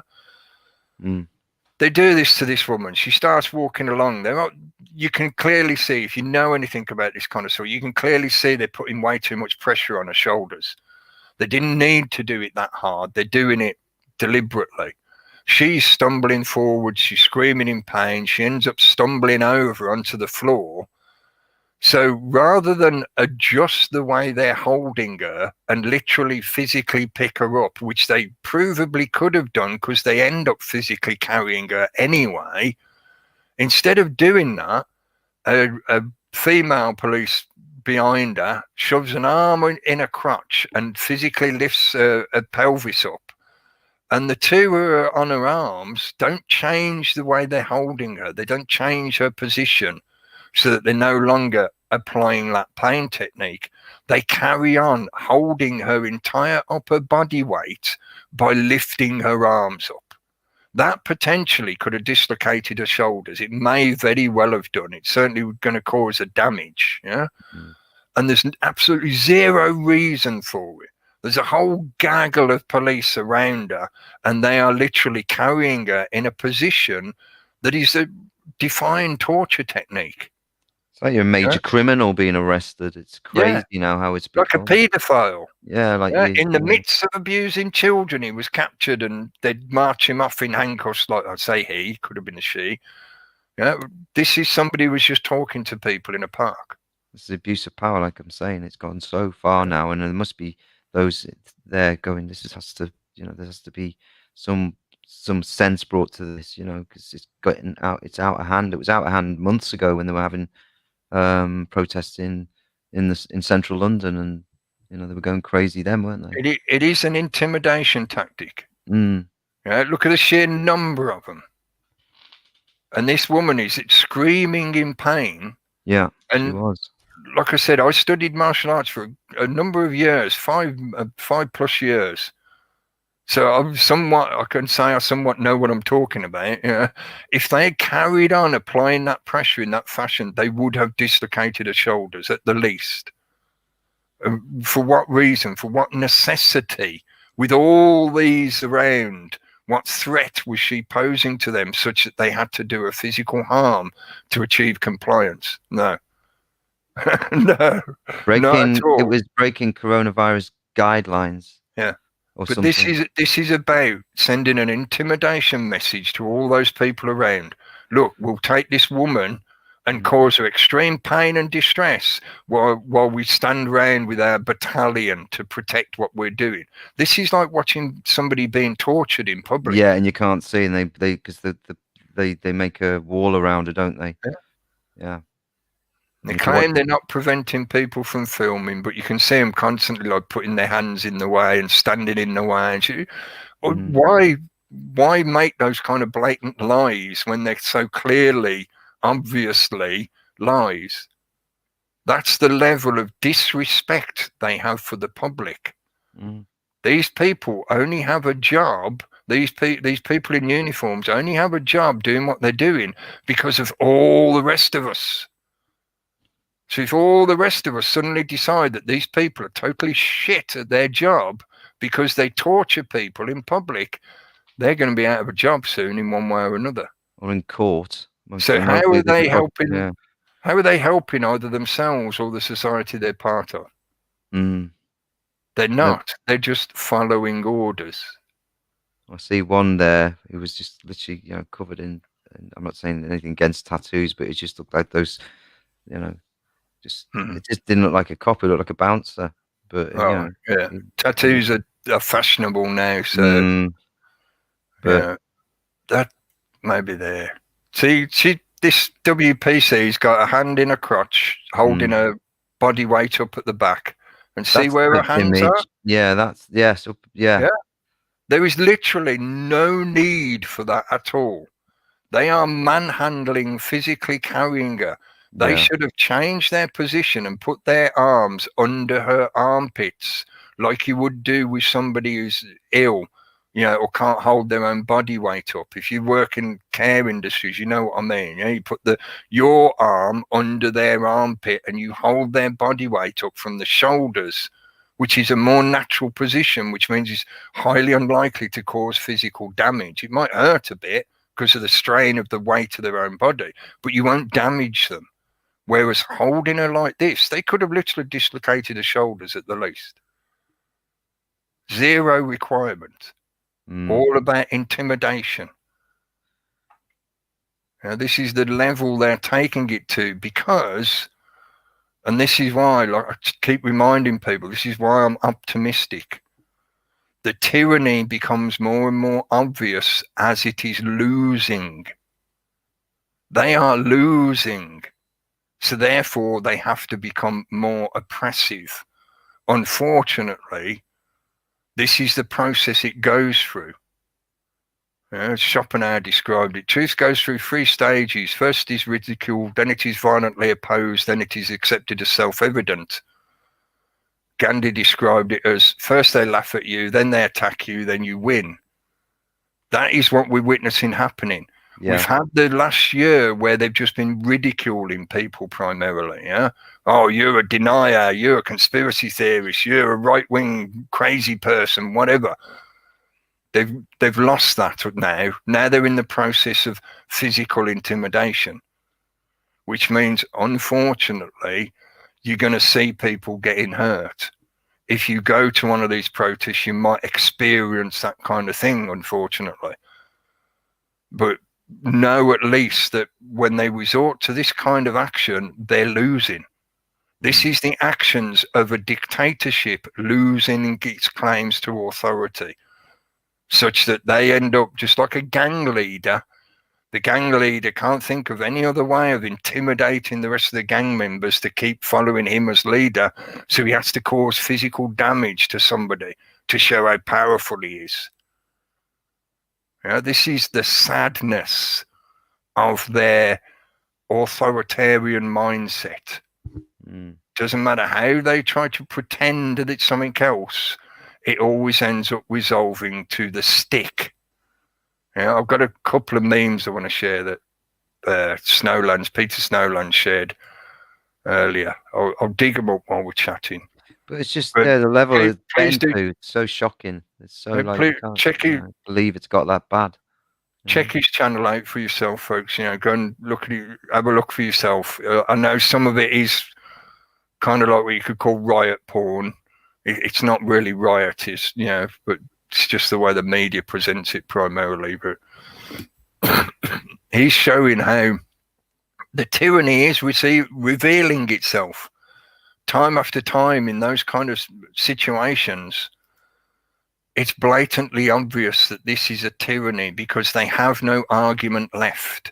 They have no evidence to back up their argument. Their argument has been refuted. It is debunked. It is defunct. And because of that, the only thing they have left to resort to is physical oppression. And that's what you're witnessing. Them making an effort to intimidate people, but through physical oppression. I mentioned the other week, I think we've sort of reached the culmination of the worst of some of what's going to happen. And I do mean that in general. I'm not saying it to forget or belittle all the suffering and shit that has happened to people and will still keep happening. Like you mentioned the economic kind of hit that people are going to experience. But it's not as bad as it has been in other periods of history. They're not black bagging us en masse. They're not doing a Holodomor on us. They might be steering us somewhat in that direction, but they're going to offer us fake burgers from Billy Gates. Some of this stuff is not as bad as it could be. I know that might sound a bit like, looking for the positive, maybe a bit cheesy in that fashion, but that's part of the longer pattern threads that help you survive periods of seeming chaos. How do you get past that tumultuous water? You remember the decking under your feet. Remember the foundations that you stood on as that chaos passes by. You just have some patience and some balls. But it's, nice and simple. Best thing about meme culture, you can put things in a really nice and simple fashion. Which do you want, carrot or stick? What we were witnessing with that video footage of that poor woman was the stick. And even though, a lot of the businesses, they'll like to offer the carrot, they will offer carrots, to try and get you going the direction they want, like, here, kitty, kitty. But if it comes to it, if you keep refusing the carrot, then lo and behold, out comes the stick. And they prove what they are. They just want control over you. This is not about helping you. They're not offering you a nice comfy chair to sit in. Nobody expects the Spanish Inquisition. Quick, get the comfy chair. They're offering you a stick or a carrot. Both of them are means of manipulation. One is a pretense of care, and the other one is just outright oppression. It simplifies it. Well, they started off with the obedience test, didn't they? That's how it started. How obedient are you to follow all of this? I've got to give a mention of the No more wars in the Middle East. How did he word it? It was something along the lines of no more never-ending wars in the Middle East. And I could see how whoever wrote that speech from, I'm referring to Biden and his recent and sort of subtle announcements about how they're going to start bombing in Syria again. Yeah. And he said something along the lines of, yeah, no more never-ending wars in the Middle East. That's because they don't need to start any more never-ending wars in the Middle East because they've already got a never-ending war in the Middle East. And because it's never-ending, it doesn't actually need to be started. You know? So it's a bit of semantic word games so that they can let the public know. It's like, oh, we can continue the war in the Middle East, folks, but we're not starting any new ones. Yeah. Well, they'll push up with the Russians again, won't they? This will be interesting. Yeah. This is what happened last time. So we'll see. And be careful about some of the procedures they might offer you when you're getting your vaccine.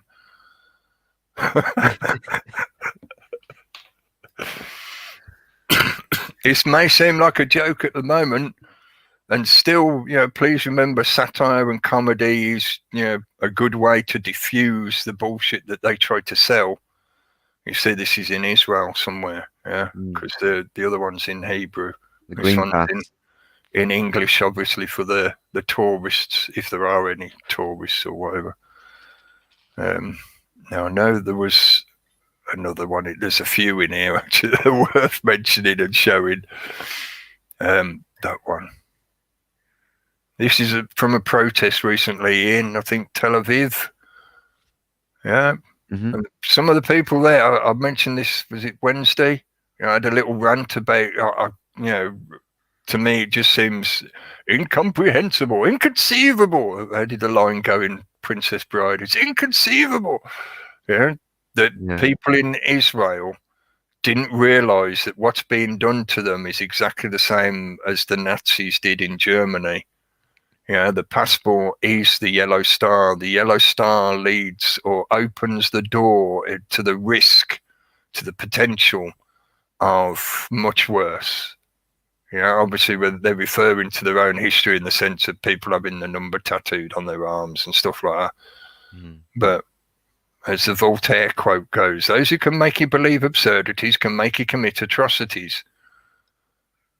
If you can believe an absurdity that you need this like magic bit of paper, this green pass, or electronic piece of paper, electric paper, to show that you are clean and clear to take part in the matrix, then that is the same as a yellow star. And if you're willing to accept Peter Hitchens, you got your jab, yeah, you're going to get your yellow star, that's just opened the door wide to the next step. Yeah, it's only one more step from one to the other. All they got to do is start talking about how there's certain people in society that are making everybody else ill. And we need, if the society would be perfectly healthy if we just got rid of those other people that keep making everybody else ill. And then how do they categorize who are the people that make everyone else ill? Well, it's whoever fits their list. The dissidents that don't say what they want them to say, etc., etc. Yeah, it's the same for every country, isn't it? Yeah, as we said, worldwide. Yeah, as Goering put it, I don't have that clip to hand, but that infographic, I've shown it many times over the years. Goering at the trial said that you can control every country in the same way. You just have to convince the people that they're being attacked, and that anyone that denies what they're being told is unpatriotic and is a traitor. And guaranteed the people will turn on those people. The public will turn on those people that question what the government is saying because, we're under attack. You shouldn't be spooking the horses while we're under attack. You're not allowed to question. You're just supposed to jump to order, get on the battlement. Yes. Make my life to work. I thought, there's several in there that were worth a laugh. Yeah, good for the current pushing of the intersectional, the race agenda. I thought this one was really good. You don't want to get any of them love bombs on you. Just paint the rainbow over your doorway. And that one. because it just reminded me of the they live image, which I think was further up in here as well. Yeah. You conspiracy theorists are so crazy. Yeah, he's like, we just need to look inside your asshole. And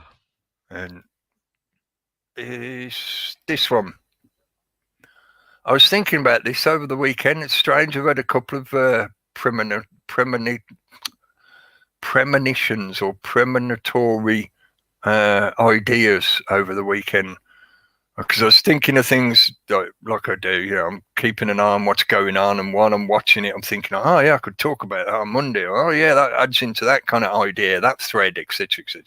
And a couple of things I was talking about. One was thinking about over the last week. One was the phrase "scaring is caring."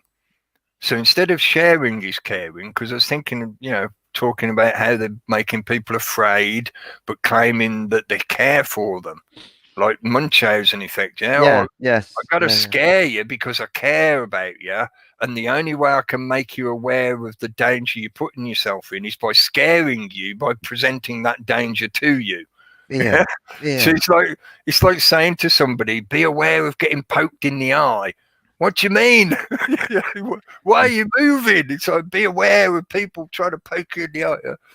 It's that scaring is caring. Lo and behold, the other day, Carl Vernon put up a video where he included that phrase, scaring is caring. I was thinking, fucking hell, man.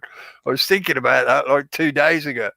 And then I was also thinking, you know, the phrase or the concept that they put out of behave like you've got it or act like you've got it.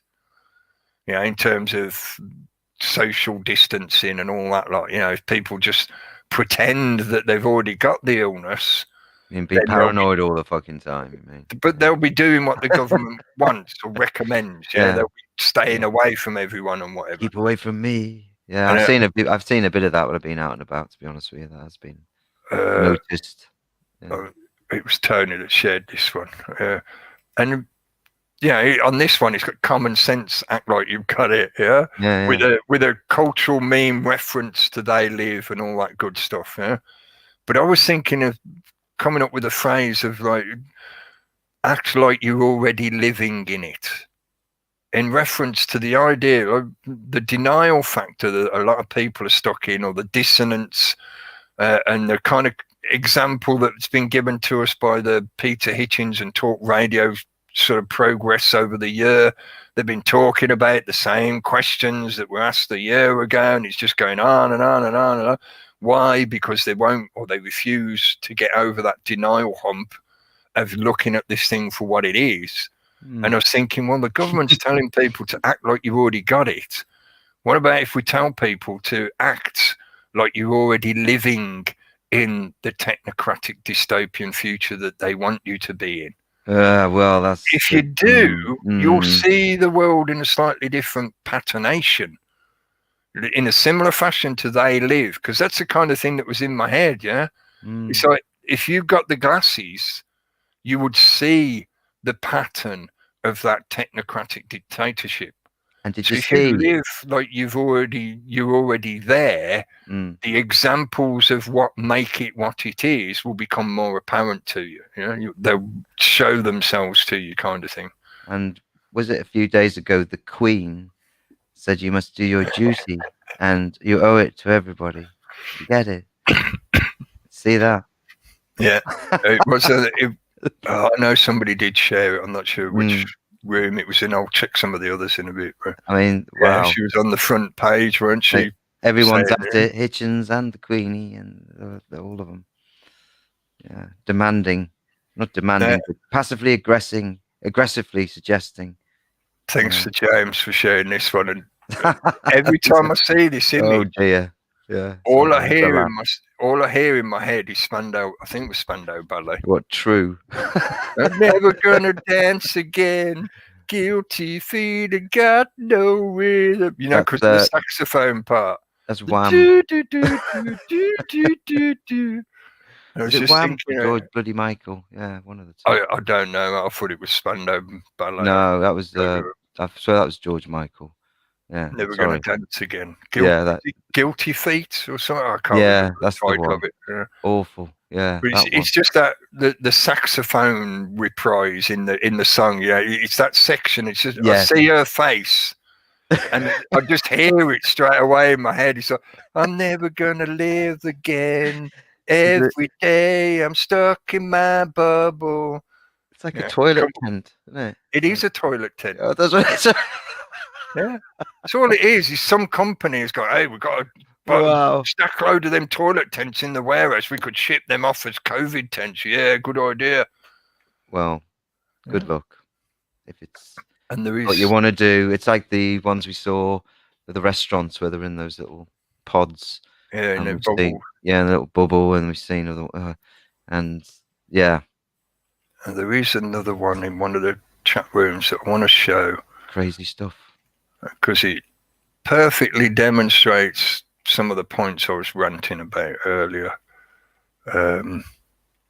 About that kind of, just doing my job, just following orders, mate. All the usual kind of bullshit that people say to try and excuse themselves. Please, that's the one. Thanks to James for sharing this one. Let me sort out the screen share again. That one. And I can guarantee there's probably a load of it. If coppers see this meme, if police see this meme, they're probably, oh, that's not fair. That's not accurate. And they'll whinge and moan about how that's not them. And they'll come up with loads of excuses. But I think just seeing something like this will plant a seed. Yeah, hopefully they'll think about it a bit. Rather than just saying the same lines, I was just following orders, like those twats carrying that woman. Yeah, this is exactly what previous others, not just the National Socialists, all the caricatures that we're supposed to hate, but there's so many that have had some kind of badge or uniform of supposed authority that would use exactly the same excuse. I was just following orders. I was just doing my job. I was just doing what I was told. So that is not it's not a legal excuse. It's not a lawful excuse. It is no justification. It's no moral justification whatsoever. Think about what you are doing or what you're participating in. You can whinge and moan and bitch about how that's not an accurate or fair portrayal, or it's a false equivalency for various reasons. No, fuck off, mate. Look at the shit that you are perpetrating at the moment. Look what everyone's seeing on camera, being filmed. Yeah.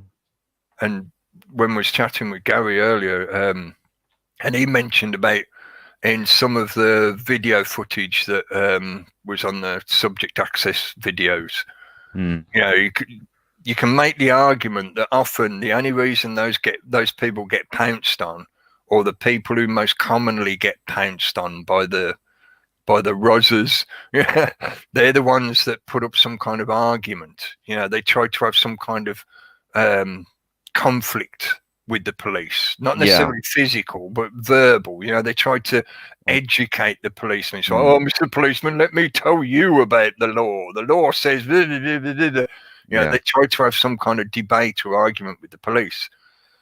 You'll be lucky if you encounter one that has the time and the patience to go through that with you. Most of the time, they'll get pissed off with you pretty smartish, and there's only a few directions it goes from there. Either they leave and give up on you because you're just ranting in their face, or they're going to start coming at you in one way or another. Like that woman, I'm not saying that she was doing that on purpose. I don't think she was. If you watch the footage, she wasn't. She wasn't trying to oppress them or put herself in their faces or nothing like that. But you encounter a lot of people that do take that kind of attitude. They want to get in the face of the coppers and educate them about how they're doing it all wrong and whatever. Most of these people don't want to hear it, and even if you are absolutely correct and accurate and truthful and all that good stuff, it's pissing into a wind. They're not going to listen. They're not going to hear it. They've been trained to blank you out. But as Gary was pointing out in some of that video footage, there's some bits where you see some good examples of how to influence people in this fashion. You know, the enforcers, that demographic is the middle line between the manipulators and everyone else. Right? So influencing them or reaching them is one of the best ways to shake up this whole bullshit that's going on, the system, etc., etc. But a better way to interact with them is don't try and have a contest with them. Don't try and prove them wrong or educate them and all that shit. Just drop a seed with them. And I don't mean literally a seed from a plant. I mean metaphorically a cognitive seed. Just say a short thing to them, one or two little things, or even just one word. And Gary was referencing in one of the video clips, you see somebody ride up on his bike. I think he's on his push bike, while all the sort of kerfuffle's going on, and he just says a few things to the coppers and then rides away. And that's the thing. So leave a seed with them. You're not gonna, most of the time, you're not going to be able to convince them on the spot. Maybe occasionally that's going to happen. Maybe you meet one copper who listens to what you say and thinks about it and goes, "Oh, mate, you're right. Fucking hell, yeah." That's going to be few and far between. Diamonds in the rough, yeah. Most of the time, you're not going to get that effect. So you're not helping yourself or the greater cause of of everything that's going on. You're not going to help by getting yourself oppressed or beaten up like that woman. That's not going to actually move things forward in any way whatsoever. Whereas if you can leave them with just something quick and simple, but it's the kind of seed that is just going to sit there and niggle in their mind. They're going to go, "Oh, why did that guy say that to me?" Yeah, and images like this, it's not necessarily going to convince anyone. This is not the foundation for an argument to sit and show it to a copper in the street and go, "See this, mate, this proves you're wrong." Yeah? No, but them just seeing stuff like that, that's going to sit there with them. And the next time they find themselves in it, because I bet there was a lot of them coppers in that situation that were there thinking, "Oh, what the fuck, man? What is this shit? What have I got myself into? What the fuck is going on here?" Yeah, not what you joined up for, was it? They may not be showing that on their face, but it's there in their head. Yeah. And those are the seeds we need to germinate. It's not about physical confrontation. This is not a physical war. We're going to be losing when it ends up in a physical war in that respect. If you think you're going to take them all out physically, it's not going to happen that way. It's a war on the mind. Yeah. It's a psychological war, yeah. And that is reached through things like this. Information, data, messages that will reach people, and no matter how ignorant they are, or how shielded they think they are, it only needs one seed, and you can just sit there. It could take a while to germinate, but eventually that seed will sprout. And now we're in spring. This is now the season of sprouting.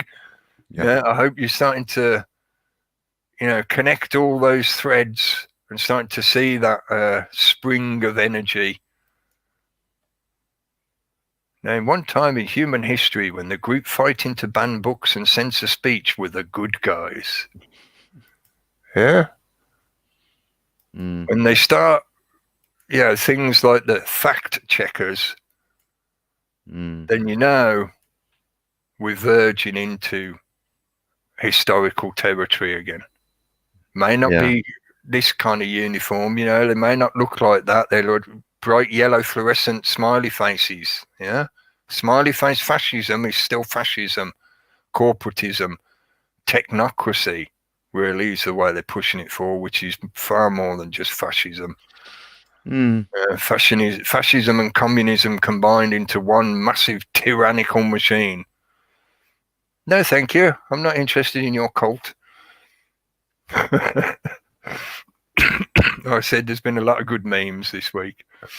Be careful about sneezing while wearing a mask. It may have lifelong effects. So you shouldn't laugh, but it's unfortunate. But You can have them pinned back. yeah, you got to be able to laugh at yourself as well. So we're all as silly as each other sometimes. I can't remember the quote properly who said it. Everyone has the right to be a complete idiot for 5 minutes of their life. Yeah, for at least 5 minutes of their life, something like that. Your day? I don't know. Yeah, 5 minutes a day is probably more accurate nowadays, isn't Yeah. it? 5 minutes every day. I thought about trying well, not necessarily doing it in a regular sense, but adding it in every now and then. I forgot to play some music as well, which I was going to do earlier. Never mind. Maybe next time. But adding in some scream therapy. And I was wondering whether anybody else has done it before, if it already exists. There might be somebody out there already doing it. But I was thinking what I feel would be more effective would be a combination of similar therapies. So you have the primal scream or wail merging into the laughter release. So you might have heard of things like laughter therapy. Yeah. But if you take the wailing scream, that primal scream therapy, which is based on a similar process, it allows people to vent that pent up anger and resistance. And the reason they refer to it as primal is because if you spend a bit of time working on it and building it up, the idea is that you reach down into your psychology, down into that inner child and all the hurts and traumas that you may have had since childhood. Because as has been proven true over the years, most broken people in adulthood, it's almost always because of something that happened in their childhood. And when I say broken people, it doesn't mean completely broken. Often the fallibilities or quirkiness that people have as adults can stem from an experience as a child. And it may not have ever developed into a full-blown psychosis or whatever, but it's still something that affected the patternation of their adult personality and lifestyle, etc. But the primal scream, but you lead that scream, you're using the same breath, you take that scream into a laugh. And I don't mean the kind of maniacal laugh of desperation. I mean that laugh of you look that fear straight in the face and just laugh at it. What are you gonna do? You're gonna kill me? Then you're just gonna have my dead body that you have to deal with. You're not gonna injure me. You cannot injure me, because me is far beyond your concept of this physical realm. So if you think that killing off my body is gonna defeat me in any fashion, you don't comprehend reality at all. Exactly. Yeah? Yeah. And as Obi-Wan put it, you strike me down and I'll come back stronger than you can imagine. Yeah, that's that connection. Again, this is me doing my usual, reconnecting back to some of the stuff I was talking about at the start. That fragmentation through fear, that illusion of separation. Why is it that people who have found a longer term cause or concept that they feel aligned to are able to withstand and survive longer periods of chaos and hardship? The way I'm saying it, to sort of make it, say it in a different way, people who follow some form of religion can put up with and sustain immense amounts of hardship and suffering and chaos for long, long periods of time, generations of time, through their adherence to that religious pathway, that pattern that is defined by a religion. But it doesn't have to be a religion. It can just be a concept, be the concept of morals as they've developed into society. Something that gives you that foundational sense of a longer purpose or pathway. People who have that kind of connection can sustain an immense amount more than somebody who feels completely disassociated from their reality as well as themselves. That's that fragmentation effect of them making people feel that they're living in chaos. People who feel they're living in chaos have got a very, very short ability, a very stunted ability to deal with and survive that chaos, because they've already given themselves over to it, in effect, psychologically, spiritually. Whereas if you can help them see that longer flow that they are part of, that extends the comprehension beyond that fear of the immediate moment, the sense of dread of the predator that threatens them in some fashion, out of the chaos, the beast of the chaos. Chaos is not necessarily bad, folks, but that's another conversation. Right, I'm going to wrap it up at that one. That's good timing. It's just ticked over the hour. Cheers, thanks, everyone. Thanks for joining in, mate. And thanks to everyone in the chat for joining in. Oh, there's loads of chat. Thanks to all the usual suspects. Shout outs to everyone. I think I saw Jam Noise in the chat earlier. Hello, Jam. I hope you're well. Thanks for your videos of the kite. Check Jam Noise channel out. She took some video footage of a red kite flying around the parkland. A good example of life following the flow. Those birds know how to glide on the thermal air. That's going with the flow, that is. So we will be back again Wednesday night for the reality chat, 8 p.m. GMT. Steve Tagusi's on Thursday night with the mystery show, 8 p.m. GMT as well. And I think he might be on at some other times during the week as well. So check his channel out, subscribe to his channel. Dr. Rock's on Thursday night, posttruthworld.net. And lots of others. People are speaking out. Check out, I know I only put one link in the side chat tonight, but check out some of that stuff. And I'm going to let it play out for a minute with this video, just to show you some of the ridiculousness. This might take a minute or two to play through. I can't remember how long it is, about 3 minutes, something like that. Let's see when it starts. Scientists tell us there are 3 things we must do to stay safe. If you haven't seen Wear this, masks, make sure we social distance. I'm only going to let the first 40 odd seconds play. You might find this around on the YouTubes. I know I've got a link for going back to school. Each week, you can schedule your free on-campus COVID test. This is Derb JD's And if you channel. choose to take your He test put off the campus, link up you on. can post the results in your daily pass. And the moment vaccinations are available, you'll simply be able to schedule yours through your daily pass. But the And then real you just magic is your daily health check. Just daily answer health a few check. simple health questions Just click the every day, buttons and like and then magic, your computer says no. Somebody please do an editing of that video, and at that point just insert a Microsoft blue screen of death 404 or whatever, an error message. The computer says no. Sorry, I'm just being childish and silly, but coming up with ideas for memes to sort of get the idea out to people. They're presenting it as if it's all wonderful, and you just click the button, and then the computer says, no, you're not allowed out today. You're a naughty person. Bill Gates didn't like you talking about his poo water. Not allowed. Yes. Anyway, enough of me being silly. Thanks again, folks. We'll see you again soon. Cut cheese. Cheers.